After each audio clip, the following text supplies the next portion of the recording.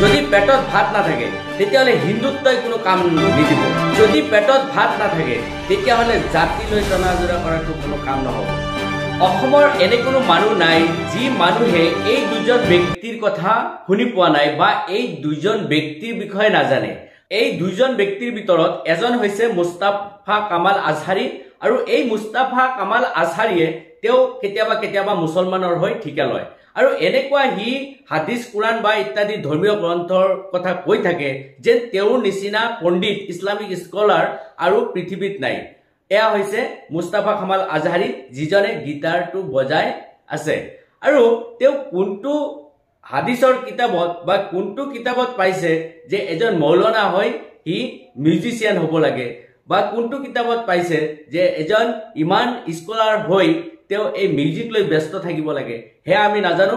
এজন মৌলানা বা এজন ইছলামিক স্কলাৰৰ কাম হৈছে মানুহবিলাকক কেনেকৈ আমি সৎ ৰাস্তাত আনিব পাৰি, কেনেকৈ বেয়া কামৰ পৰা আমি আঁতৰাই ৰাখি তেওঁলোকক সৎ ৰাস্তা দেখুৱাব পাৰি, সেইটো হৈছে এজন ইছলামিক পণ্ডিতৰ মূল দায়িত্ব। কিন্তু মুস্তাফা কামাল আজহাৰীয়ে এতিয়া কি গীতৰ লৈ টেনশ্যন ফ্ৰী কৰি আছে। আৰু যদি সি গীটাৰত ইমানেই পাকৈত, যদি সি মিউজিকত ইমানেই পাকৈত, তেতিয়াহ'লে তেওঁ এজন মিউজিচিয়ান হোৱাটোৱে ভাল আছিল, নাইবা তেওঁ এজন সংগীতজ্ঞ হোৱাটো ভাল আছিল, কাৰণ সেই ডিপাৰ্টমেণ্টটো সেইটোৰ ওপৰত চলে। গতিকে এই মানুহবিলাকে কি কৰে, সমাজত কিছুমান আভুৱাৰ সৃষ্টি কৰে। আৰু এজন ব্যক্তিৰ কথা কৈছো, যিজন ব্যক্তিৰ নাম হৈছে সত্যৰঞ্জন বৰা। আৰু এই সত্যৰঞ্জন বৰাই কালি এটা পোষ্ট দিছে, যিটো পোষ্টত আমাৰ লোকসভাৰ যিজন MP ফণীভূষণ চৌধুৰী, তেখেতক প্ৰশংসা কৰি পঞ্চমুখ হৈ পৰিছে। আৰু এই সত্যৰঞ্জন বৰাও সদায় ধৰ্মীয় আৱেগিকেৰে মানুহবিলাকক একত্ৰিত কৰিব বিচাৰে, ধৰ্মীয় আৱেগ প্ৰয়োগ কৰি মানুহবিলাকৰ মাজত বিভাজন কৰিব বিচাৰে। এই ব্যক্তিজনে কৈছে যে ফণীভূষণ চৌধুৰী ডাঙৰীয়া চাহাবে সংসদত যি পিয়ৰ অসমীয়া ভাষাত কথাবোৰ কৈছে, অহা 5 বছৰতো যাতে তেখেতে এই ধৰণৰ মন্তব্যবিলাক অসমীয়া ভাষাত দি থাকে, অৰ্থাৎ এইটো আমাৰ জাতিৰ কাৰণে যথেষ্ট স্বাভিমান বুলি ক'ব লাগিব। এতিয়া মই সত্যৰঞ্জন ডাঙৰীয়াক প্ৰশ্ন কৰিব বিচাৰো, আচলতে যদি পেটত ভাত নাথাকে তেতিয়াহ'লে হিন্দুত্বই কোনো কাম নিদিব। যদি পেটত ভাত নাথাকে তেতিয়াহ'লে ইছলাম ধৰ্মলৈ টনাজোৰা কৰিলে কোনো কাম নহ'ব। যদি পেটত ভাত নাথাকে তেতিয়াহ'লে জাতিলৈ টনাজোৰা কৰাটো কোনো কাম নহ'ব।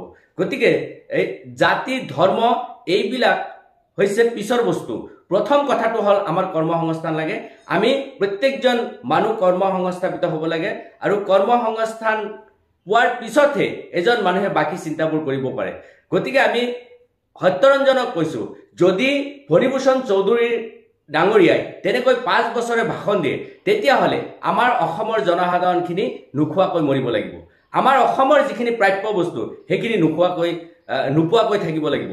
কাৰণ সংসদত মানুহবিলাকৰ বেছিভাগ মানুহেই হিন্দী আৰু ইংৰাজীহে বুজি পায়, আৰু হিন্দী আৰু ইংৰাজীৰ বাহিৰে যদি বাকী ভাষাত ভাষণ দিয়ে, সেই ভাষাবিলাকত ভাষণ দিলে তাৰ গুৰুত্ব কমি যাব। গতিকে মই এষাৰ কথা ক'ব বিচাৰিছোঁ যে আমি প্ৰশংসা কৰোঁ, আমি জাতিৰ ৰক্ষা কৰিব লাগিব, আমি ধৰ্ম ৰক্ষা কৰিব লাগিব, কিন্তু সকলো ক্ষেত্ৰত যদি আমি জাতি ধৰ্ম এইবিলাক লৈ ব্যতিব্যস্ত থাকোঁ, তেতিয়াহ'লে আমি দিনে দিনে পিছ পৰি যাব লাগিব। আশা কৰিছোঁ কথাখিনি বুজি পাইছে। পৰৱৰ্তী সময়ত লগ হ'ব।